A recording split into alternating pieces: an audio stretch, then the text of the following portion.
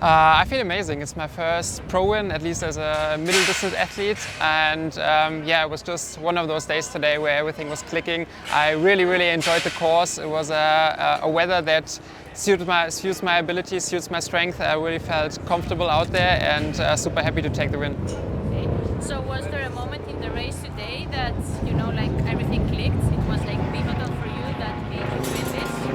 I think that there was one moment. It was actually, the swim was as I expected it, to be honest, because I never had like real problems during the swim and on this distance. But then I was grabbing my bike, transition went super smooth, and while running out there in the stadium, I felt my legs were pretty good, and I knew today is going to be a good day. Okay, I see. So how do you plan those things? How do you plan such a perfect day?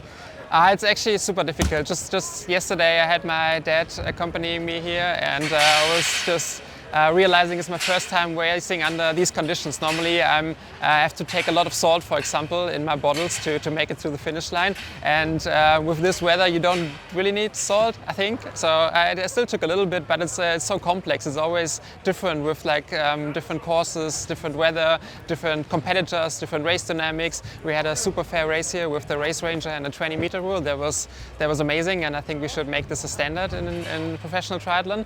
And yeah, I mean, you can't really plan this, but as I said, I'm doing this for quite some time, and there's not many days where really everything goes according to plan.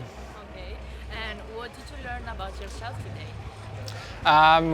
Winning is mental. Like I had so many second and third places throughout my career, which is good, because most of the time you're aiming for those world ranking points or prize money, and like second and third mostly still does a job, but winning is mental. And I had a phone call with my girlfriend just yesterday evening, and she asked me about the competitors, and I told her, yeah, there's this guy from Great Britain. He might run faster than me, and she just told me to shut the fuck up. And I think it sums it up pretty well. Okay, and now with all this happening, how are you going to approach the rest of the season?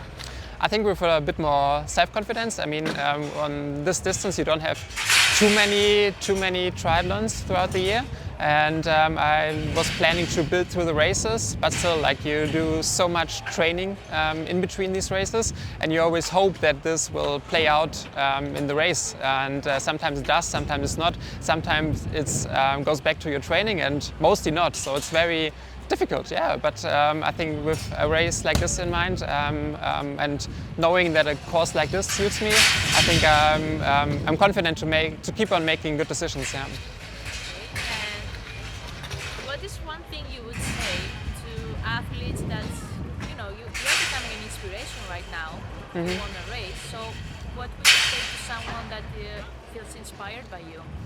Oh, that's a good question. I think we do have a responsibility as an athlete, and as I said, the majority of the time we train for ourselves, and it's super egoistic. But coming to these races and really seeing people or meeting people after the races and seeing that you might have actually inspired them to become a better version of themselves or whatever. It's super cool, especially when it's kids, yeah. And what I would tell them, I mean, people who just became professionals, I would tell them to really appreciate all the volunteers doing an amazing job out there, the race organizers who provide all this, and people who are not there yet, I would tell them to keep believing. Okay. And the last question would be, what's next for you? Training, as I said, or like a good bit of recovery, and then we go back to training. I have another race in Austria planned in June, and then for me it's about the 70.3 Europeans. But it was my first challenge race this year, and you have some amazing races scheduled. I saw one in Sardinia that I'm very interested in. So I also qualified for the championship. So it's a bit unfortunate, but we can't really plan the season as a whole nowadays. So I plan from race to race, which is also interesting. So tomorrow I sit on my table and make some new plans.